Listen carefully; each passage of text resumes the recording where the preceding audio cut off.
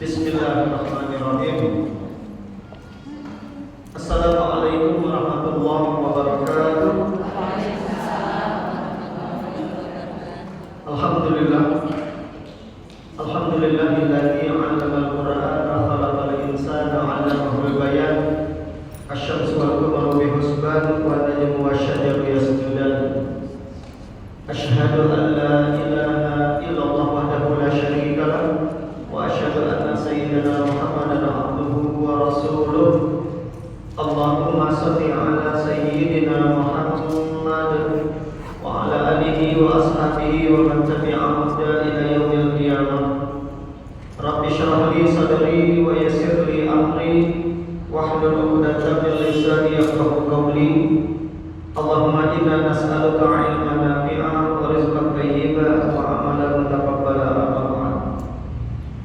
Ibu-ibu yang saya cintai karena Allah, alhamdulillah, mari kita bersyukur kepada Allah yang alhamdulillah sampai saat ini kita masih banyak diberikan nikmat, dimulai dari nikmat yang kecil sampai yang besar, yang kita minta maupun yang tidak kita minta, yang nampak secara zahir maupun yang tak nampak. Bahkan ketika kita bermaksiat, Allah tetap berikan nikmatnya, maka tidak ada alasan bagi kita untuk tidak bersyukur.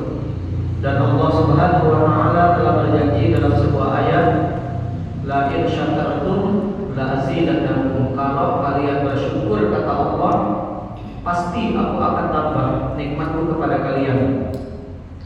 Yang ditambah bisa jadi kuantitasnya, jumlahnya, tapi bisa jadi yang Allah tambah bukan kuantitasnya tapi kualitasnya.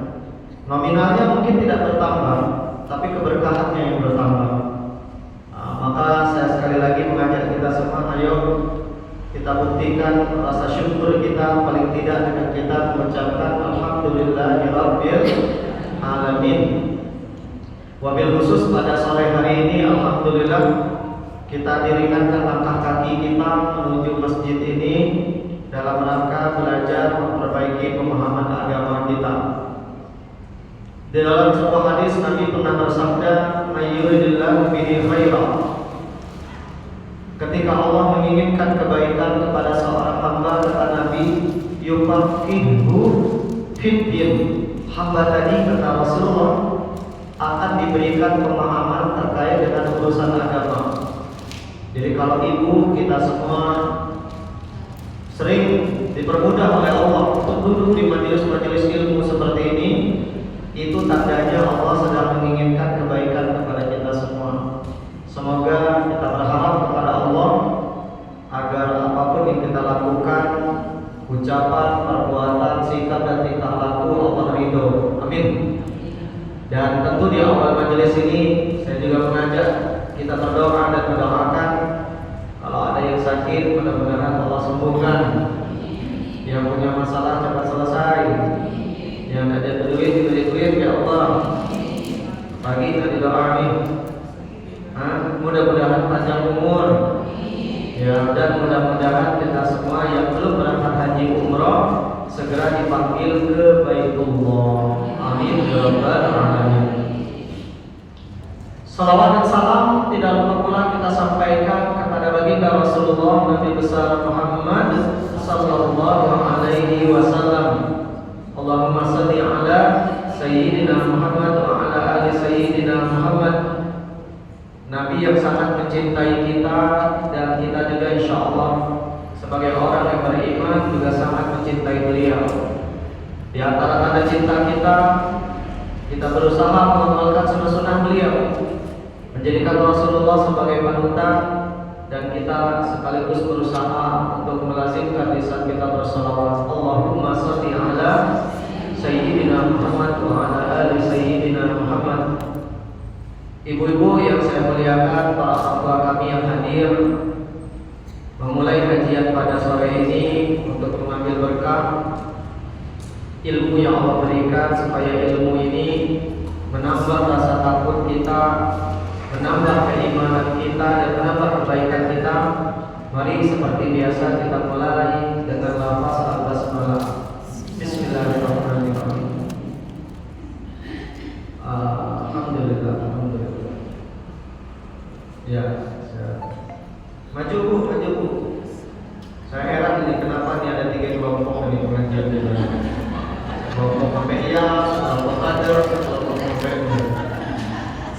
Semua pemikir dari tadi. Apa tengah berkelahi ini bapaknya? Masya Allah ya. Cuma saya tersentuh. Mungkin yang nyender-nyender itu yang tua-tua. Ya, yang muda-muda biasanya kalau nyender. Ya, kita anggap bela ya, bukan nyender-nyender itu yang tua. Tapi kan ya, karena cara kita belajar ini beda-beda. Ya, Masya Allah ya. Alhamdulillah, alhamdulillah. Oke. Materi kita akan bahas tanda-tanda dan ciri-ciri orang-orang munafik, dan nanti kita akan bahas betapa berbahayanya orang-orang munafik. Materi yang akan kita bahas sangat banyak. Nah, ini dia materinya. Ada 9 tema.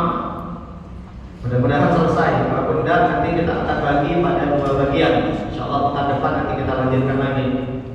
Yang pertama, kita akan bahas mengapa kita perlu membahas tema ini. Apa hikmah manfaatnya buat kita? Hikmah, pelajaran dan manfaatnya buat kita dengan kita belajar tentang orang-orang munafik ini.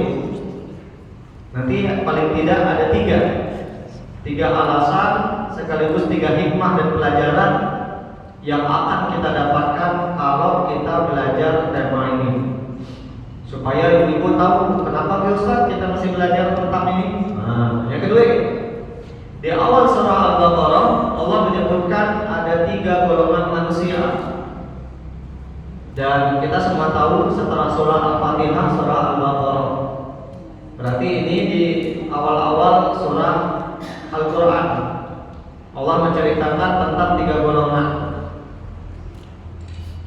yang itu nanti menunjukkan bahwasanya Allah Subhanahu wa taala tidak menganggap sama manusia yang ada di muka bumi ini. Nanti ada perbedaan antara mereka, nanti sekaligus ciri-cirinya kita akan bahas. Yang ketiga, kita juga akan belajar nanti apa pengertian nifak. Nifak itu sifatnya, Bu. Kalau orangnya namanya munafik. Orangnya namanya munafik, sifat dari kemunafikan itu namanya nifak. Nah, apa itu pengertian dari nifak? Ya. Cuma di Indonesia kita jarang nyebut nifak, kita nyebutnya munafik. Tidak masalah, nanti kita kita pakai istilah kita saja. Namun kalau ditanya secara bahasa Arabnya yang benar munafik atau nifak.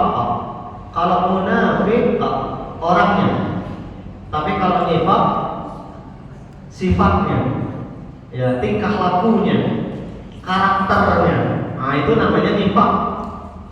Perbuatannya nifak, orangnya namanya munafik. Ya. Berikutnya nanti di yang keempat, nah ini yang penting nih, jenis-jenis nifak dan bentuknya. Jadi kemunafikan itu ada 2 macam, Bu. Dua-duanya nanti masing-masing ada jenisnya dan ada bentuknya sekaligus ada konsekuensinya, tidak sama. Dan kita harus belajar. Kemudian yang kelima, ada 5 penyebab seseorang punya sifat munafik. Sekaligus nanti kita akan bahas solusinya supaya tidak punya sifat itu.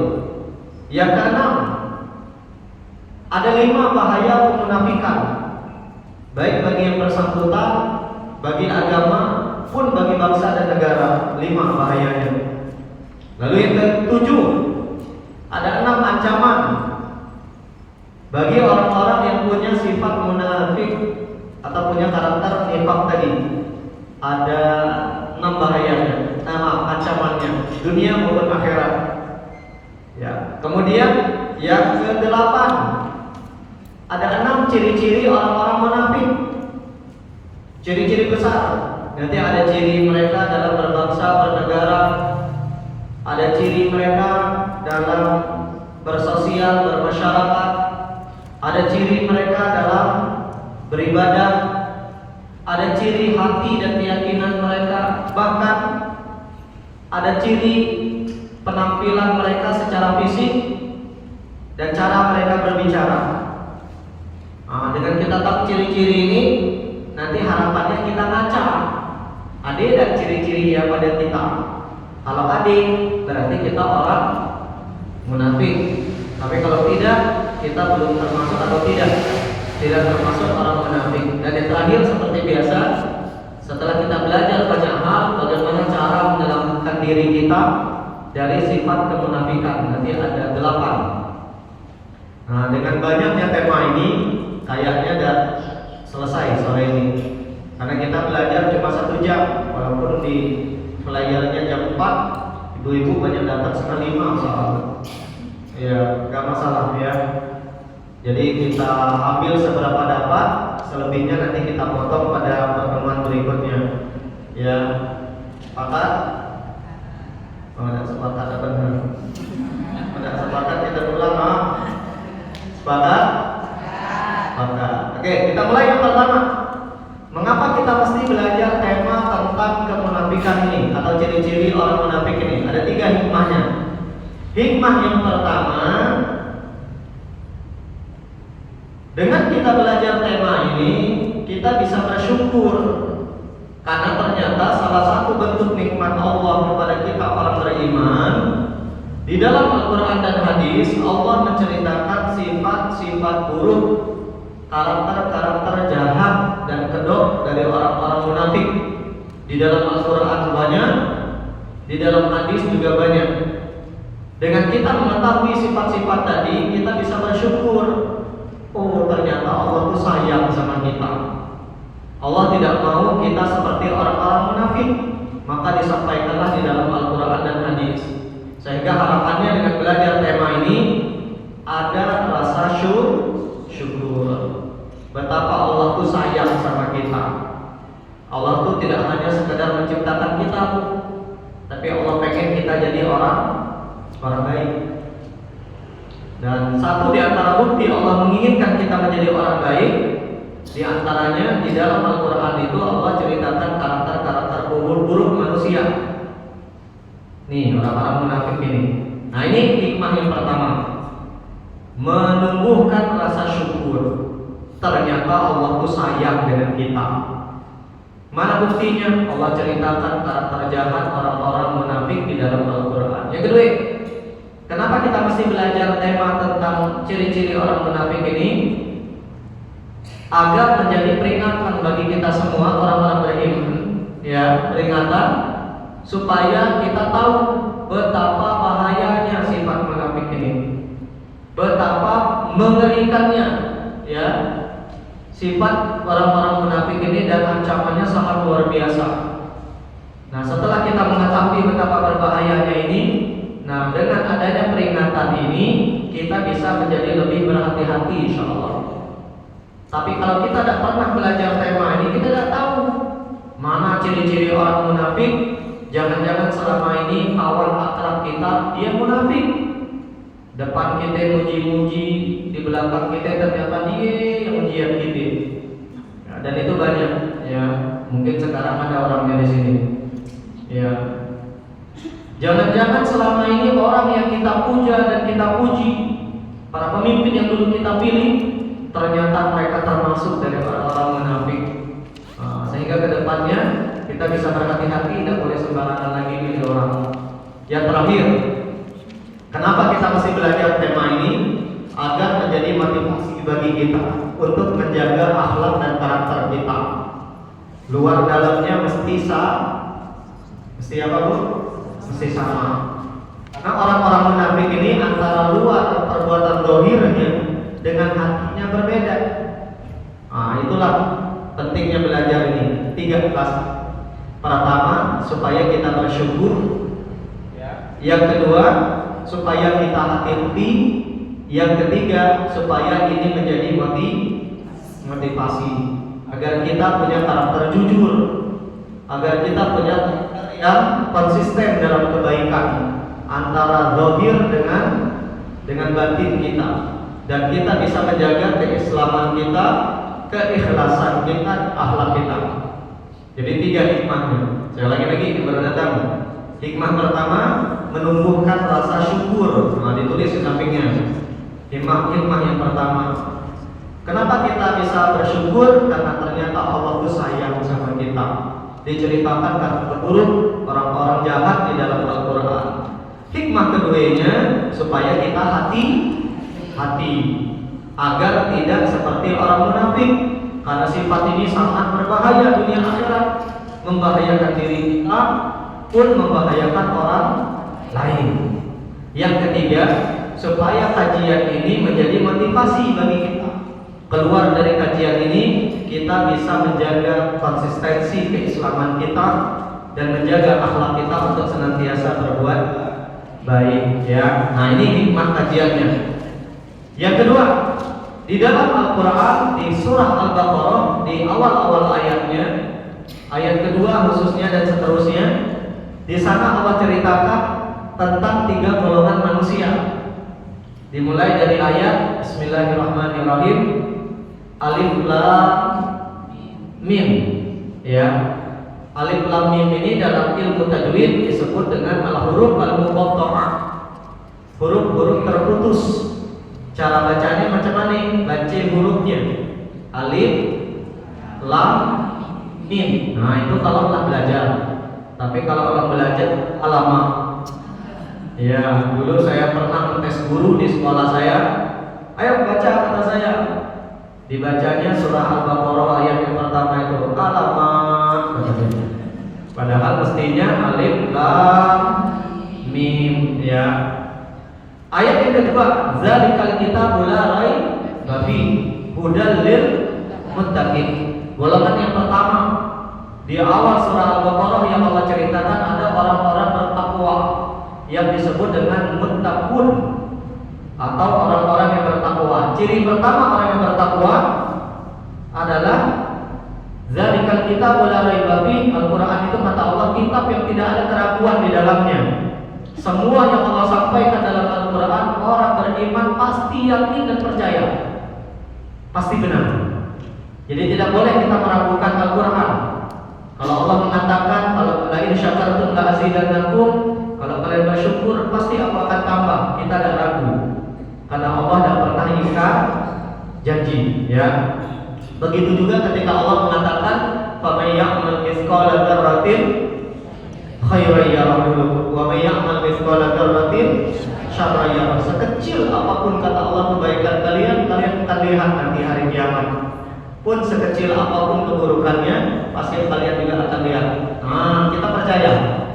Hudal lil muttaqin. Nah, orang bertakwa ciri yang pertama akan menjadikan Al-Qur'an sebagai pedoman hidup. Dia akan hidup dengan Al-Qur'an, minimal dia akan sering baca Al-Quran, dia sering mempelajarinya, baik mempelajari tata cara bacanya maupun mempelajari kandungannya seperti yang kita lakukan sekarang.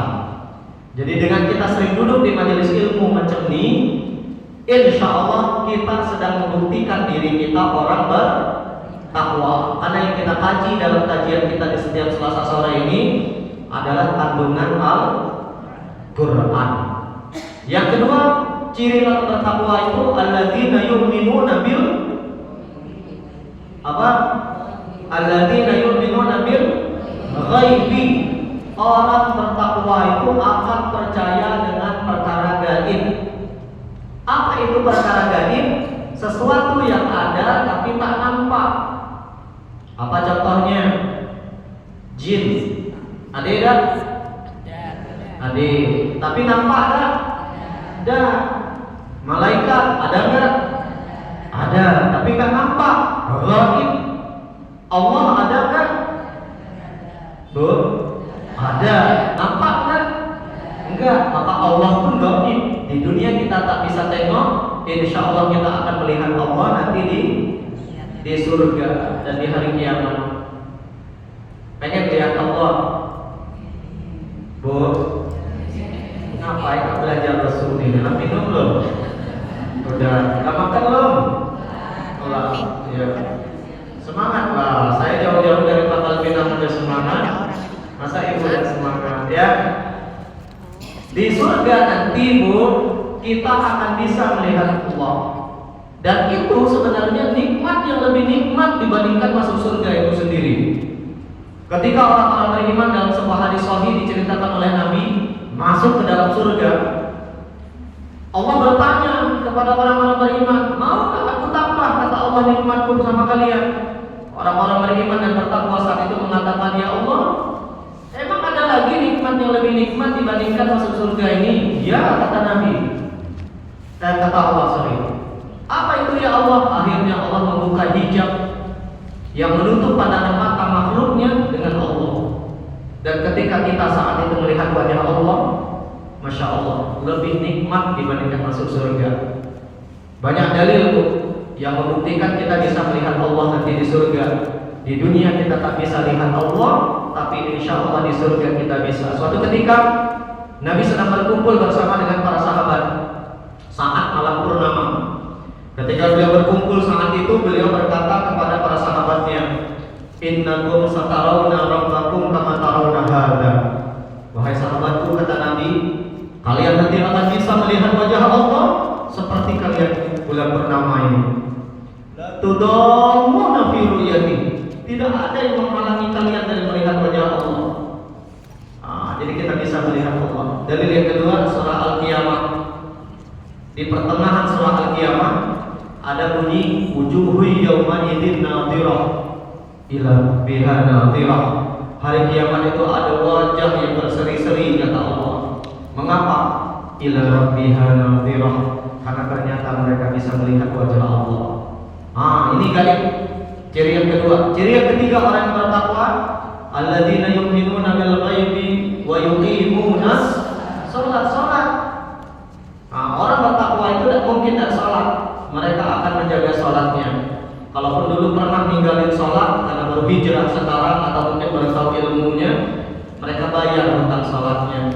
Ingat, salat itu hutang sama Allah. Kalau kita pernah ninggalin, hutang sama manusia saja wajib dibayar, apalagi hutang sama Allah.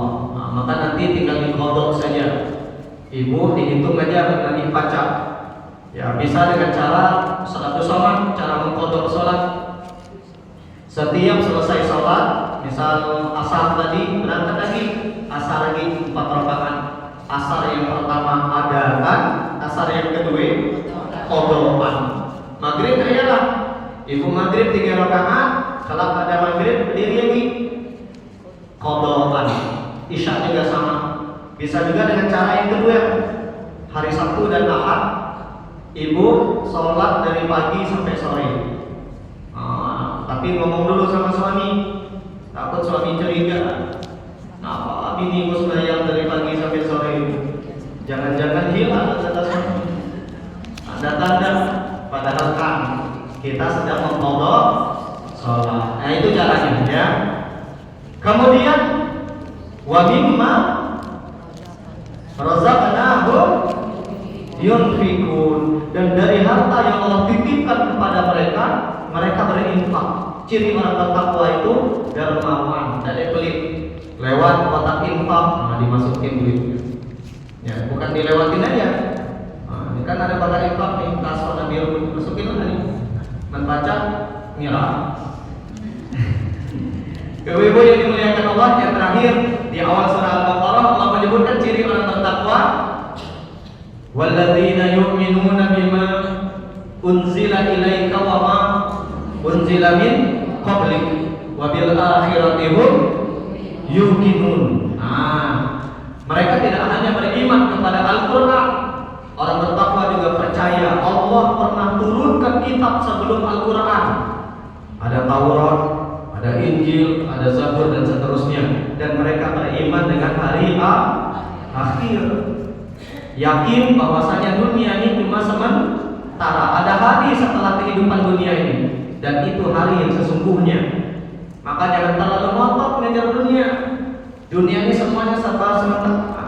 Kayanya sementara, cikaranya sementara, pinternya sementara, apalagi berkuasanya sementara.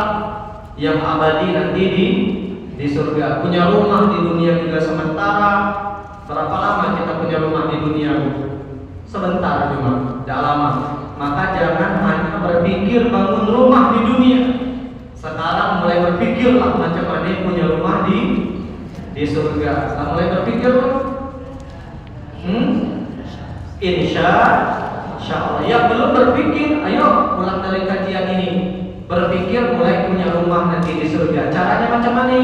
Pertama, banyak-banyak salawat dengan Nabi. Yang kedua, banyak-banyak bersedekah. Yang ketiga, santuni anak yatim, ya. Dan banyak nanti dulu pernah kita bahas dia punya rumah di surga. Golongan yang kedua di ayat yang ke-6, innal ladzina kafaru. Apa bunyinya, Bu? Ayat ke-6-nya, innal ladzina kafaru sawa'un 'alaihim a'anzartahum am lam tunzirhum la. Golongan yang kedua, golongan orang kafir. Ciri mereka cuma satu, ikat beri nasihat, ikat tak beri nasihat sama baik. Penyebabnya apa? Ayat ketujuhnya, khatamallahu ala qulubihim, hati mereka sudah tertutup. Wa ala telinga juga sudah tertutup. Wa ala absarihim, hati, telinga, mata tidak bisa lagi membedakan yang hak dan yang batil. Semua nasihat kalau kita ceritakan tentang surga, tentang neraka, tentang Allah, tentang Nabi, mereka tidak percaya. Tidak ada yang bisa menembus itu. Risyawah, ada tembok besar yang menghalangi mereka. Yang bisa menembus itu hidayah dari Allah. Nah, masuk golongan yang ketiga. Wa minan nasi may yaqulu manna billahi wa bil yaumil akhir wa ma hum bimu'minin. Nah, ini dia golongan yang ketiga, orang munafik. Ya, mereka ngomongnya beriman kepada Allah dan hari akhir, padahal mereka tidak beriman, kata Allah. Kalau golongan yang bertakwa, ini bahasa saya golongan putih. Golongan orang kafir ini namanya golongan hitam. Orang munafik ini golongan abu-abu. Di Al-Quran disebutkan ciri-ciri mereka. Mudzabdzabina baina dzalika la ilaha illa wa la ilaha illa. Disebut orang bertakwa, mereka benci dengan Islam. Tapi disebut orang kafir, KTP-nya Islam. Nah, inilah bahayanya mereka itu. Ya, singa berbulu domba. Kulitnya singa, penampilannya aslinya dia singa, padahal dia ya karakternya penampilannya dia domba, padahal dia singa berbulu domba. Bahaya nih, Bu. Kalau ini kan udah jelas, mereka tidak mau nyembah Allah. Udah jelas ini mereka. Tapi kalau ini bingung kita. Sampai-sampai Allah turunkan satu surah khusus terkait dengan orang-orang ini. Nama surahnya surah Al-Munafiqun. Surah ke-63 ada di juz ke-28. Surah Al-Munafiqun namanya. Saking berbahaya dan mengerikannya orang-orang munafik ini, Allah turunkan satu surah khusus terkait dengan mereka yang membuka kedok mereka, yang membuka karakter jahat mereka. Ayatnya cuma 11. Surah ini turunnya di kota Madinah. Maka jenis ayatnya namanya surah Al-Madaniyah, karena diturunkan di kota Madinah. Ayat-ayat Al-Quran ada dua. Ada ayat Makkiyah diturunkan di kota Mekah. Ada ayat Madaniyah diturunkan di kota Madinah. Ciri-ciri ayat Madaniyah itu berbicara tentang orang Yahudi, berbicara tentang orang munafik. Karena di Mekah tidak ada Yahudi dan munafik. Yahudi dan munafik adanya di kota Madinah. Bapak Ibu yang dimuliakan Allah, mengapa Allah turunkan surah Al-Munafiqun ini? Karena Allah ingin mengungkap sifat dan identitas jahat dari orang munafik. Yang dengan Allah turunkan surah ini, ternyata di antara semua orang Islam itu gak semuanya baik. Ada orang yang pura-pura baik. Itulah yang kita sebut dengan orang munafik. Nah, nanti kita akan kupas nih ayat ini, kita masukkan nanti ke dalam ciri-ciri orang bertakwa, orang-orang munafik. Kita masuk yang berikutnya, ayat nomor 3. pengertian nifaq, pengertian munafik. Imam Ibnu Katsir di dalam tafsirnya Quranul Azim, atau yang lebih dikenal dengan tafsir Imam Ibnu Katsir, beliau menyebutkan munafik itu adalah an-nifaq huwa izharul khair wa israrul syarri. Izharul khair wa israrul syarri, menampakkan kebaikan, menyembunyikan keburukan. Itu pengertian dari munafik. Jadi kalau ada di antara kita yang dia bertemu dengan orang pura-pura baik, pas orang itu tidak ada, maka kita benci luar biasa. Berarti kita orang munafik. Karena mereka tidak sama antara luar dan dalamnya. Luarnya dia tampakkan kebaikan, dalamnya penuh dengan keburukan. Imam Ibnu Jurayj juga pernah mengatakan al-munafiq yukhalliqu sirruhu alaniyah, antara batinnya dengan lahirnya beda. Ya, yang saya contohkan tadi, di depan kita dia muji-muji, wah ibu ini baik benar, masya Allah. Pas di belakang kita sekapur, dia membuka aib kita. Nah itu dia, beda antara lahir dan batinnya. Wa qawluhu wa fi'luh, antara ucapan dan perbuatannya juga beda. Ucapannya A, ternyata yang dia lakukan B. Nah itu juga munafik. Yang ketiga, wa madakhaluhu makharajahu, berbeda antara hadirnya dia dengan tidak hadirnya dia, berbeda sekali. Nah inilah pengertian dari munafik. Intinya orang munafik itu antara zahir dan batinnya beda, di depan dan di belakang tidak sama. Nah itu dia pengertian dari munafik. Berikutnya, nah ini yang penting. Ada dua jenis kemunafikan. Jenis nifaq ada dua. Pertama disebut dengan nifaq i'tiqadi. Nifaq i'tiqadi. Yang kedua an-nifaq al-amali. Nifaq i'tiqadi ini adalah seseorang yang menampakkan keislaman dan keimanan, tetapi di dalam hatinya dia menyembunyikan kekufuran, penolakan, bahkan benci dengan Islam. Ini dalam masalah keyakinan. Agamanya Islam, tapi kalau kita ngomong tentang Islam dia tidak suka. Kalau tidak usah bawa Islam dah, dalam politik tidak usah bawa Islam dah, dalam bagi waris seperti itu. Itu sifat dari orang munafik. Dia agamanya Islam tapi tidak suka dengan syariat Islam. Ini kemunafikan dalam masalah akidah. Nifaq dalam akidah disebut juga dengan nifaq akbar, nifaq yang besar atau kemunafikan yang besar.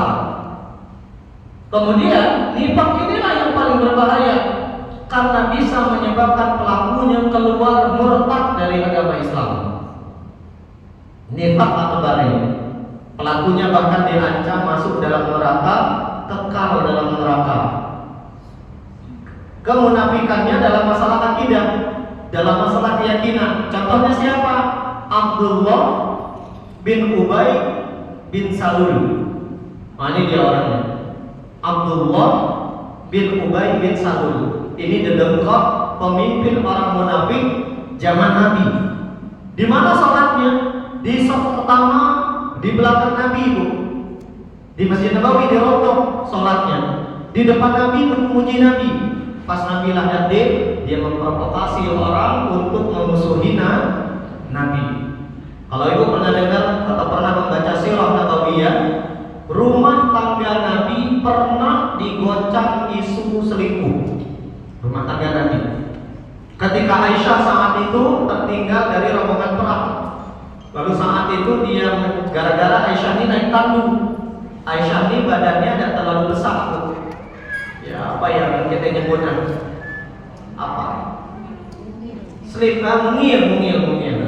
Mungil orang antara adik dan adiknya dia dalam tandu itu agak sama.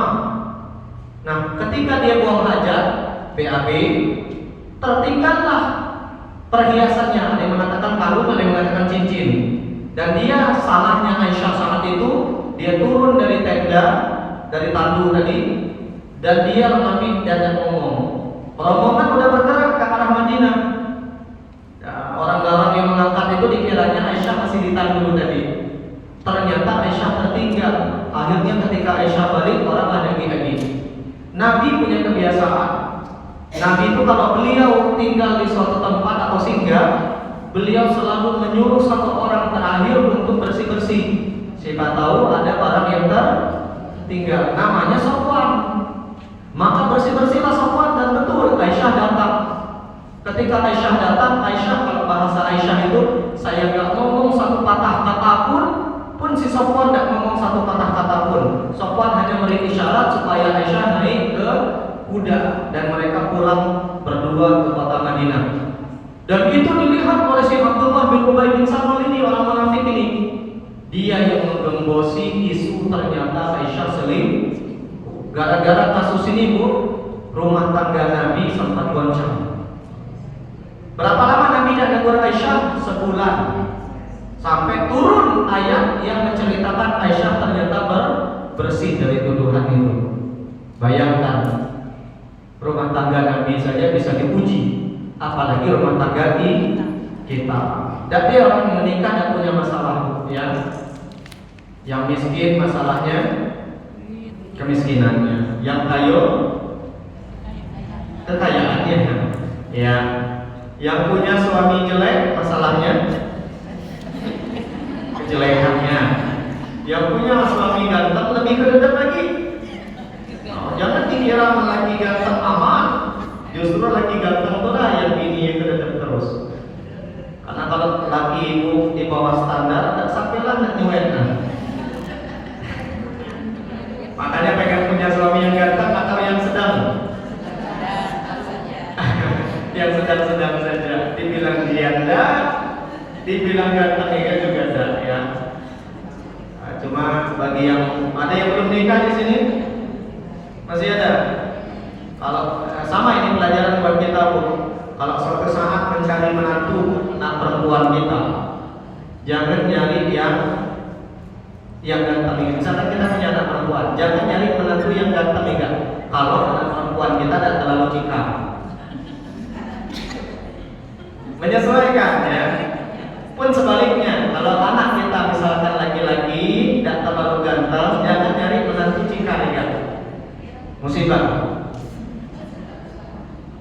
Oke, lanjut kita sampai mana? Nah ini dia. Munafik yang keyakinan inilah yang diancam. Pertama, keluar dari neraka, keluar dari keislaman. Yang kedua, kekal dalam neraka.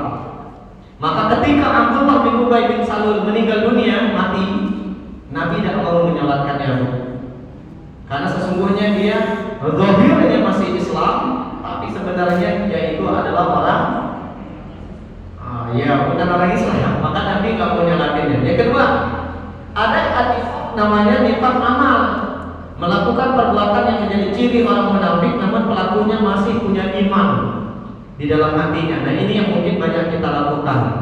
Jadi tidak sama munafik itu. Ada munafik dalam keyakinan, ada munafik dalam perbuatan dan akhlak. Ini disebut dengan nifaq kecil. Nifaq ini tidak mengeluarkan pelakunya dari keislaman. Hanya saja dia melakukan dosa besar dan diminta bertaubat, ya. Mana contohnya? Idza haddatsa kadzaba. Kalau ngomong bohong. Pernah bohong dah? Bu, pernah bohong dah? Pernah. Setiap kita pernah bohong. Nah itu ciri orang munafik. Tapi munafiknya tidak mengeluarkan kita dari keislaman. Itu munafiknya bukan dalam akidah, tapi dalam perbuatan, dalam akhlak. Yang mengeluarkan dari keislaman dalam akidah ini. Yang kedua, wa idza wa'ada akhlafa. Kalau berjanji ingkar. Pernah ingkar janji enggak? Bu, angkat tangan yang tidak pernah ingkar janji. Pernah semua, Bu. Termasuk saya, ya. Pernah ingkar janji. Oke. Yang ketiga, wa idza tumina khat. Nah, kalau dikasih amanah dia khianat. Ini kan bukan dalam keyakinan, tapi dalam perbuatan. Maka tidak mengeluarkan kita dari keislaman. Beda antara nifaq keyakinan dan nifaq amal. Oke. Ada 6 bentuk nifaq dalam keyakinan. Yang ini yang tadi mengeluarkan pelakunya dari keislaman. Tidak boleh nih. Jangan sampai kita lakukan.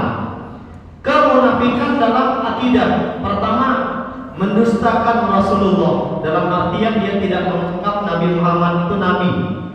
Dia mengatakan agamanya Islam, Muhammad bukan nabi, kata dia. Nah, ini yang paling parah ini. Padahal agamanya Islam. Ya, yang kedua, mendustakan sebagian ajaran Nabi. Dia tetap mengakui Nabi Muhammad sebagai nabi, tapi dia tidak percaya dengan ajaran Nabi. Ya, contoh ketiga, dia benci dengan Rasulullah. Dia mengakui Nabi Muhammad nabi, tapi tidak suka. Nah, ini banyak perempuan biasanya. Nabi kita poligami. Karena Nabi poligami, ibu tidak suka dengan Nabi poligami. Nah, itu masuk dalam kemunafikan dalam perkara akidah. Tidak boleh, ya. Karena Nabi kita tidak mungkin melakukan segala sesuatu kecuali wahyu dari Allah. Quran surah An-Najm, wa bayyatiku 'anil hawa in huwa illa wahyu yuha.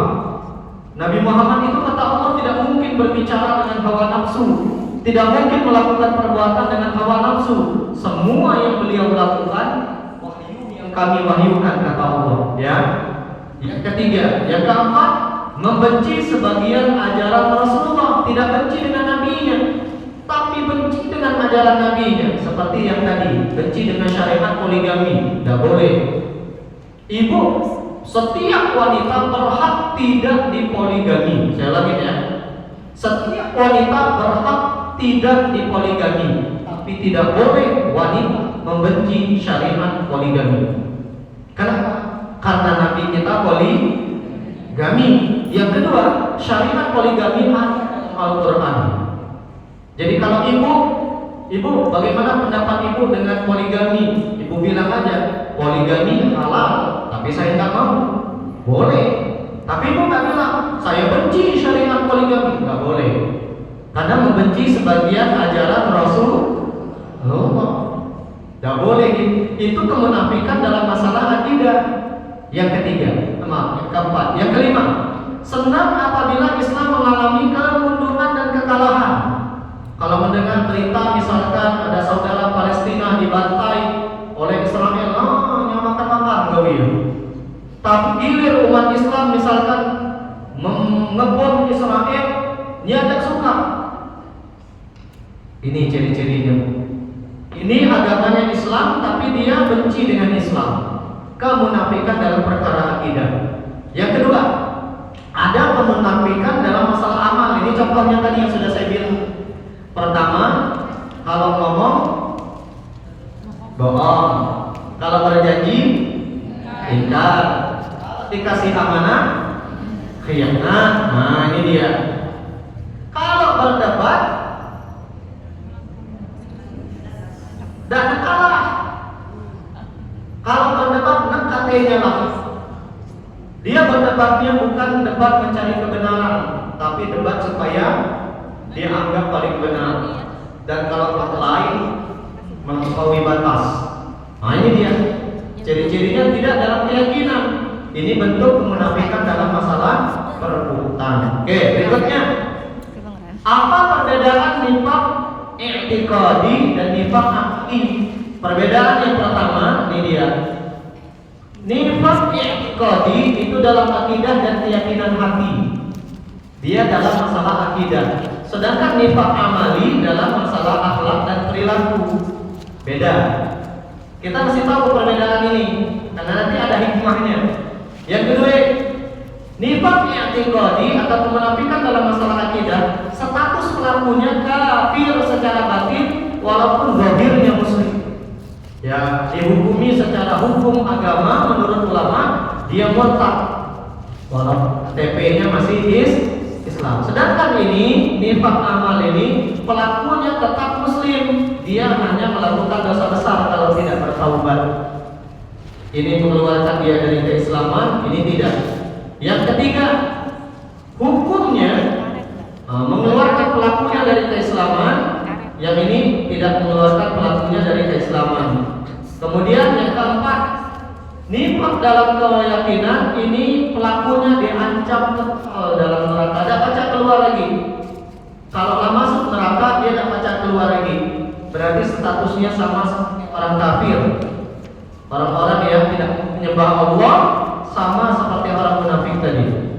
Sedangkan ini dia tidak masuk neraka, tapi insya Allah dia pacak keluar lagi.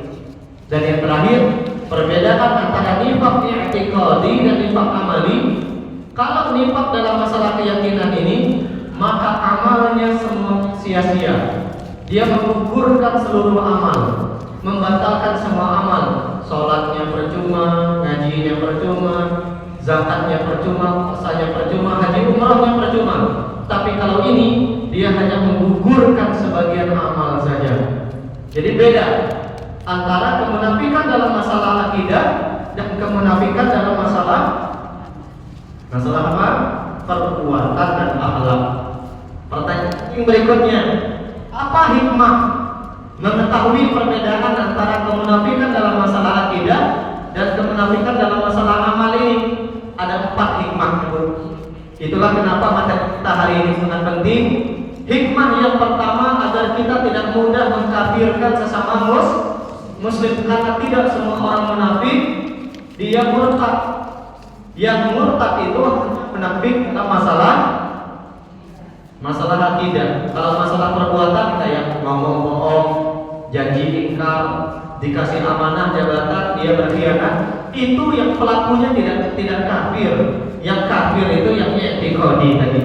Nah, dengan kita tahu ini, kita tidak gampang mengkafirkan sesama muslim. Hikmah yang kedua, agar kita bisa mewaspadai dosa-dosa dan ciri-ciri kemunafikan, khususnya kemunafikan dalam masalah akidah. Walaupun sebenarnya kemunafikan dalam masalah amal tadi juga sangat berbahaya. Yang ketiga, agar kita memperbaiki keikhlasan dan kesesuaian antara lahir dan batin. Dengan kita perbedaan ini, maka setiap kali kita mau beramal, jangan lupa dijaga keikhlasannya. Itulah kenapa setiap kali kajian selalu kita mulai dengan Bismillah, karena kita khawatir datangnya kita dari rumah ke sini salah niat. Itu bagian dari sifat munafik. Dan yang terakhir, agar memahami bahwa nifaq i'tiqadi itu yang mengeluarkan seseorang dari Islam. Oke, berikutnya kita masuk. Ada 5 penyebab seseorang munafik dan 5 solusinya juga. Ini yang paling banyak menyebabkan kita berbuat kemunafikan. Penyebab yang pertama dan yang paling utama, kenapa seseorang banyak melakukan perbuatan munafik?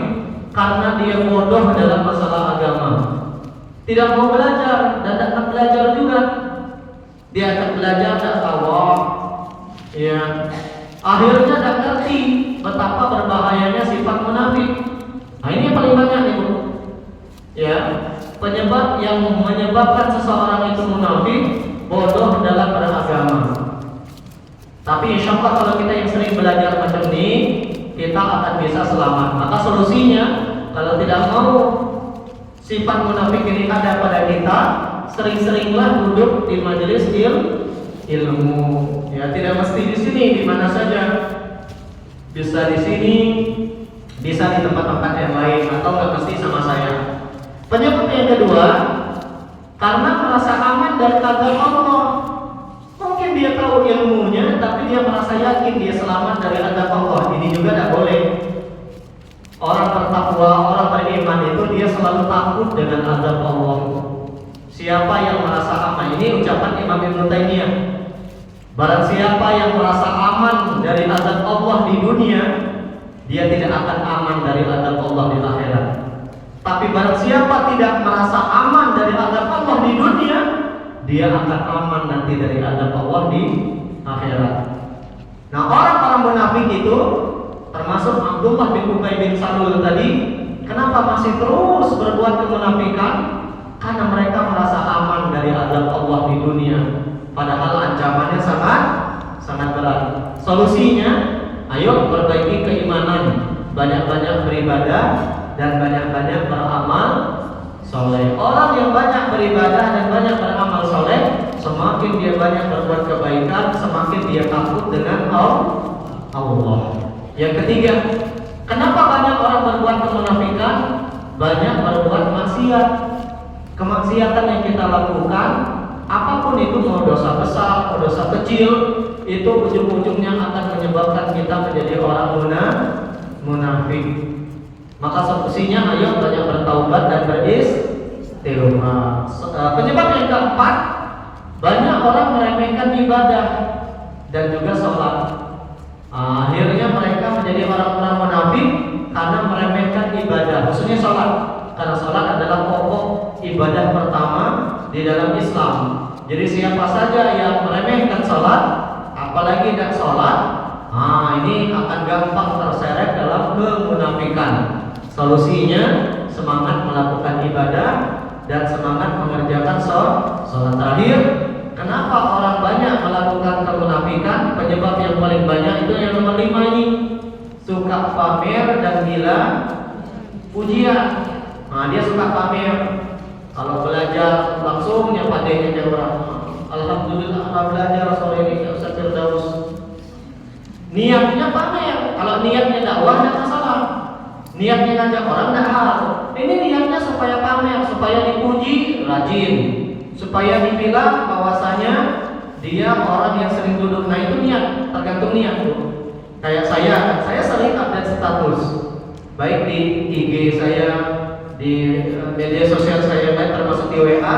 Tapi niatnya bukan pamer, niatnya untuk apa? Dakwah. Niatnya untuk ngajak orang. Kadang orang nanya, Ustaz sore ini di mana jadwal ngajar? Ustaz malam ini di mana? Saya terpaksa update bayar. Habis ngaji, one day langsung dia update status. Alhamdulillah, one day one juice, kawan udah semua habis ngaji. Itu niatnya pamer. Suka pamer. Dan psikologi gila pujian. Kalau dipuji dia semangat, tapi giliran tidak dipuji dia semangat. Nah ini yang paling banyak itu dalam rumah tangga. Para istri ketika dipuji kayak laki, ya rajin, besok jam 4 lah bangun. Giliran tidak dipuji jam 7 bangun. Gila pujian, nggak boleh ya. Maka pujian itu sebenarnya sangat mengerikan dan berbahaya. Sampai-sampai dulu saking mengerikannya sahabat-sahabat Nabi itu kalau dipuji mereka melempari orang yang memujinya dengan batu. Karena pujian itu paling tidak akan menimbulkan kesombongan. Maka setiap kali dipuji oleh orang jangan lupa puji Allah. Ibu ini rajin dia belajar. Apa jawabannya? Gue loh. Kalau anak kita dipuji, ganteng ya nanti keluar. Apa jawabannya? Sampai lu makan. Mestinya alhamdulillah. Saya itu sering dipuji orang loh. Maka setiap kali dipuji sama orang, alhamdulillah. Semua karena Allah. Alhamdulillah. Karena kalau kita tidak memuji Allah, sombong ya. Na'udzubillah ya. Penyakit sombong ini kita ngeri ya. Inilah 5 penyebab kemunafikan dan solusinya. Nah, kalau suka pamer dan gila pujian tadi, maka melakukan segala sesuatu perbaiki niat. Karena Allah Subhanahu wa taala. Jangan melakukan sesuatu karena berharap penilaian manusia. Ali bin Abi Thalib radhiyallahu anhu wa karramallahu wajhah, beliau pernah mengatakan ikhlas itu kata Ali, dipuji dan tambah semangat, dihina, dicaci maki dan hilang semangat. Artinya manusia itu ada ngaruh lagi buat mereka. Tapi ketika kita dipuji semangat dan dipuji hilang semangat, ini belum ikhlas. Ya, orang yang ikhlas itu tidak berharap lagi penilaian manusia. Ikhlas itu seperti surah Al-Ikhlas. Walaupun namanya surah Al-Ikhlas, dia tidak ada kalimat ikhlas di dalamnya, dan Allah berbicara tentang manusia sedikit pun di surah Al-Ikhlas. Murni Allah berbicara tentang dirinya. Maka keutamaan surah Al-Ikhlas mengandung sepertiga kandungan Al-Quran. Ya, ibu-ibu yang saya cintai karena Allah, berikut kita akan bahas 5 bahaya kemunafikan. Kalau ada orang-orang yang munafik, apa bahayanya? Ada 5 bahaya sifat munafik. Kalau ini kita lakukan sangat berbahaya sekali. Bahaya yang pertama, menyebabkan hati sakit. Sakit dalam makna bukan sakit yang limpah itu, tapi dalam pengertian hatinya penuh dengan penyakit. Orang-orang munafik itu hatinya bersih, hatinya penuh dengan penyakit. Yang kedua, sulit mendapatkan hidayah. Padahal kita 17 kali minta hidayah ke Allah tiap hari. Minimal itu belum ditambah dengan salat sunnah. Dalam kalimat apa kita minta hidayah? Ihdinas siratal mustaqim. Berapa kali kita baca sehari semalam? Ibu sholat berapa rakaat? Berapa? 17. Bukan 5 rakaat, oh. 5 itu punya. Kalau rakaatnya ada 17 kali. Rakaatnya kan mesti baca Al-Fatihah. Karena Al-Fatihah rukun sholat. Jadi paling tidak sehari semalam 17 kali kita minta ya Allah dalam kalimat ihdinas siratal mustaqim. Ya Allah, tunjukkan kami jalan yang lurus, beri kami hidayah.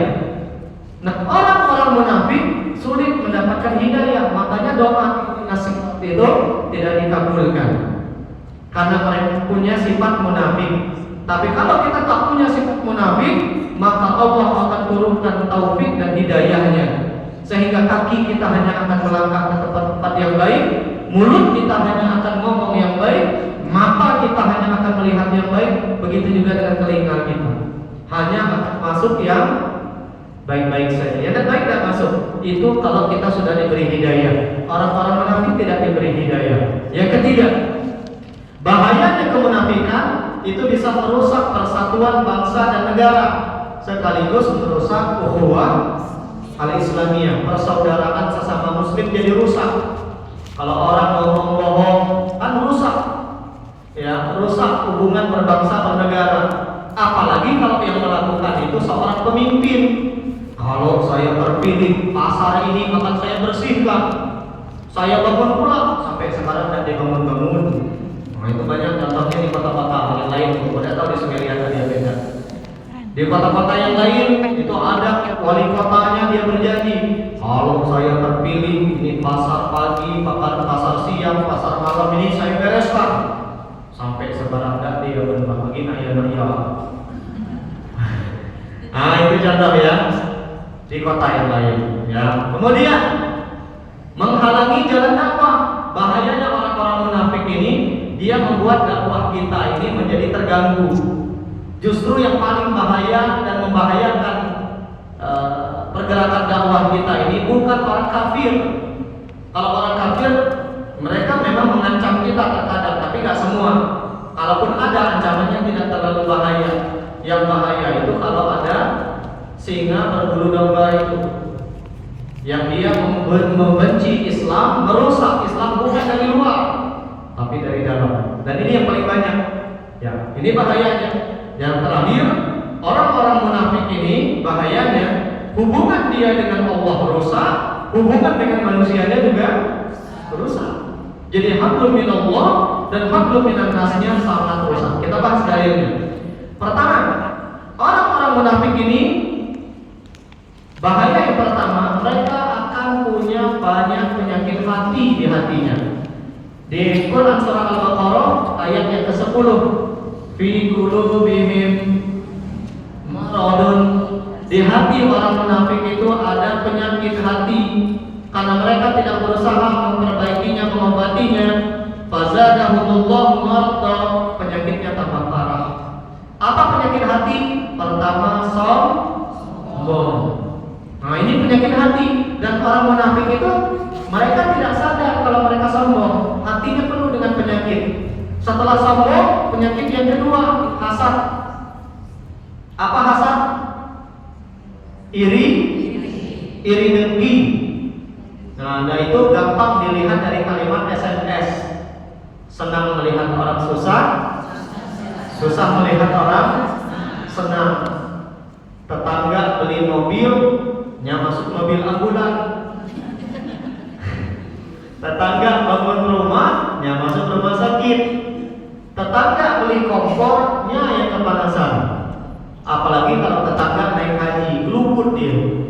Nah, Nah ini dia, kalau lihat orang dapat nikmat dia susah, tapi gilir orang dapat musibah dia malah senang. Kalau itu ada pada kita, berarti penyakit itu ada pada kita, munafik. Ini bahayanya.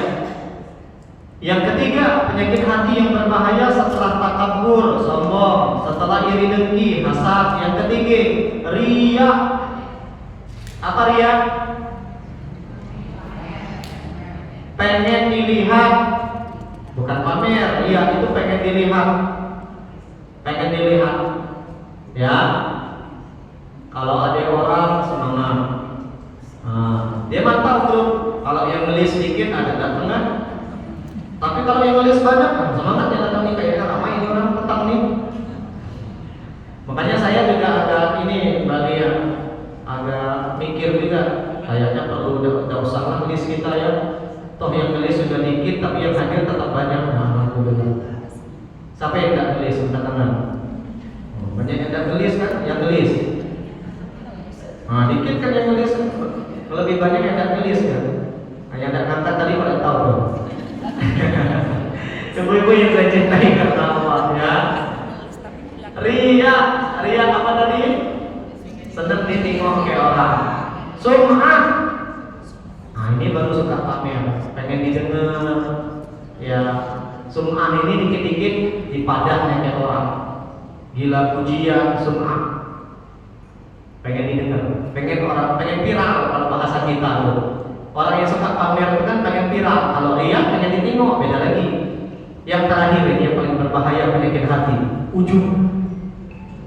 Apa ujub? Ujub. Apa ujub?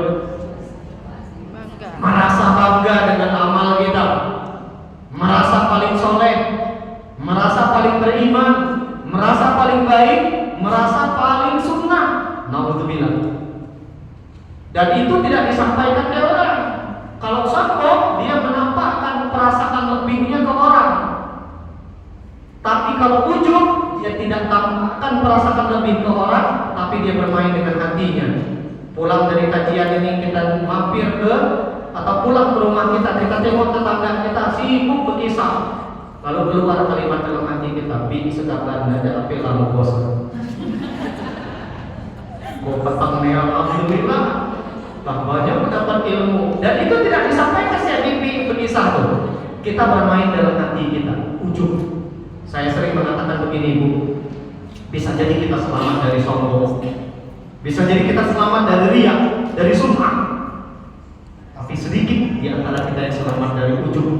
Itulah kenapa setiap kali belajar kita tutup dengan doa kafaratul majlis. Setiap kali sholat kita tutup dengan istighfar. Karena kita khawatir ibadah kita itu bukan menambah rasa takut, tapi justru menghadirkan kesombongan. Dan itu banyak. Alhamdulillah, mudah-mudahan kita tidak termasuk orang yang ujub. Nah ini bahayanya kalau munafik.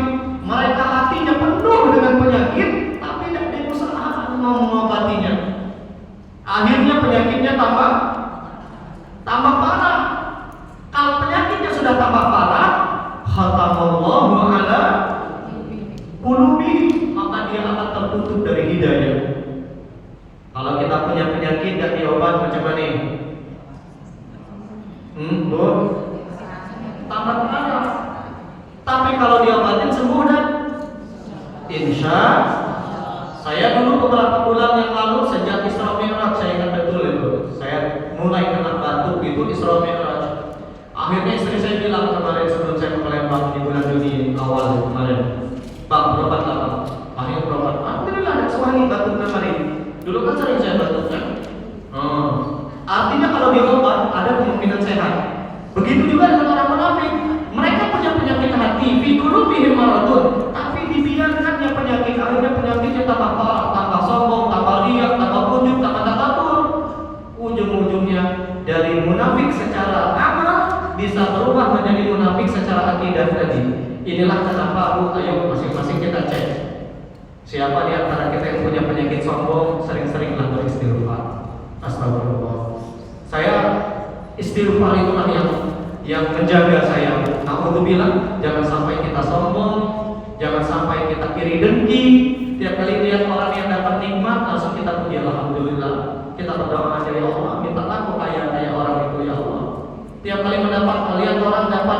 musibah, ya Allah beri dia kesabaran, doakan kebaikan aja supaya kita tidak punya penyakit hati tadi. Dan tidak ada cara terbaik untuk mengobati penyakit hati kecuali dengan banyak beristighfar. Astagfirullahaladzim. Ya bisa dengan istighfarnya Nabi Adam, Rabbana zalamna anfusana wa illam taghfir lana wa tarhamna lanakunanna minal khasirin. Kalau saya paling suka istighfar Nabi Yunus. La ilaha illa anta subhanaka inni kuntu minadz dzalimin. Minimal sehari kita harus beristighfar 70 kali. Syukur-syukur 100 kali. Jamaah saya di Mekah, Ustaz, saya istighfar 100 kali sehari. Saya tanya, Bu, macam mana caranya? Tiap kali nengok lagi kok istighfar? Macam juga ini kata saya dipraktekkan. Bagus tuh. Pokoknya tetap pakai lagi. Astagfirullah. Berapa kali ketemu pakai lagi dalam sehari? Sering. Semakin sering jangan-jangan sehari bukan 100.000 kali. Gak apa-apa. Yang penting istighfar. Cuma istighfarnya kan baca jangan besar-besar ya. Takutnya kesinggung. Astagfirullah. Yang tadi istighfar jadi gelar. Yang kedua, bahaya sifat munafik selain menyebabkan hati sakit dan berpenyakit. Yang kedua, bahaya kemunafikan itu akan menyebabkan kita sulit dapat hidayah. Orang-orang munafik itu tidak akan Allah beri hidayah. Nah, ini dalilnya Quran surah Az-Zumar ayat yang ketiga, ujung ayatnya ini. Innallaha la yahdi, Allah tidak akan pernah memberikan hidayah man huwa kadhibun kafar, mereka yang suka berbohong lagi mengingkari hukum-hukum Allah. Ciri orang munafik tadi apa? Ngomong bohong. Kadzib itu bohong. Idza haddatsa kadzaba. Nah, orang yang suka berbohong dan dikasih hidayah sama Allah. Allah tidak akan pernah memberi hidayah kepada orang-orang yang suka berbohong lagi mengingkari. Nah, satu di antara karakter orang munafik adalah berbohong. Maka kalau kita punya sifat munafik, sulit kita dapat hidayah. Doa ihdinas siratal mustaqim sulit rasanya dijabah oleh Allah. Yang ketiga, kenapa kita harus menghindari sifat munafik? Bahaya yang ketiga, ini masih dalil yang sama. Alasan yang sama, sulit mendapat hidayah. Ada hadis riwayat Imam At-Tirmidzi dari Abu Hurairah. Rasulullah SAW bersabda, "Innal 'abda idza akhta'a khati'ah." Seorang hamba, kata Nabi, ketika dia bermaksiat dengan satu maksiat saja, nukitat bi qalbihi nuqtatun sauda, ada satu noda di hatinya. Satu maksiat, satu noda hitam di hati kita. Fa'idza huwa naza'a wastalqara wa taba sukila qalbuh. Tapi noda hitam tadi, penyakit-penyakit hati tadi, kalau kita bertaubat, kalau kita beristighfar, Allah akan bersihkan noda hitam tadi. Berbeda dengan orang munafik, mereka tidak ada ikhtiar untuk membersihkannya. Maka tadi saya bilang, Bu, tidak ada cara terbaik untuk memperbaiki penyakit hati kecuali istighfar, karena saya mengamalkan hadis ini. Kemudian sebaliknya kata Nabi, wa in ada zida fiha, semakin dia bermaksiat maka semakin banyak noda hitam kita. Hati kita ini awalnya putih, tapi karena banyak maksiat tertutupilah hati yang putih tadi menjadi hitam. Kalau hati sudah hitam, benar dianggap salah, salah dianggap benar. Kita nggak bisa lagi membedakan antara yang hak dan yang batil, maka sulit kita dapat hidayah. Yang ketiga, bahaya kemunafikan yang harus kita antisipasi. Sifat munafik itu akan merusak persatuan bangsa dan ukhuwah Islamiyah. Kenapa? Ketika ada orang, suatu masyarakat, suatu umat, orang-orangnya banyak berbohong, orang-orangnya berjanji dan mengingkarinya, orang-orangnya berkhianat dengan amanahnya, maka tatanan berbangsa bernegara kita jadi rusak. Dan sialah contohnya.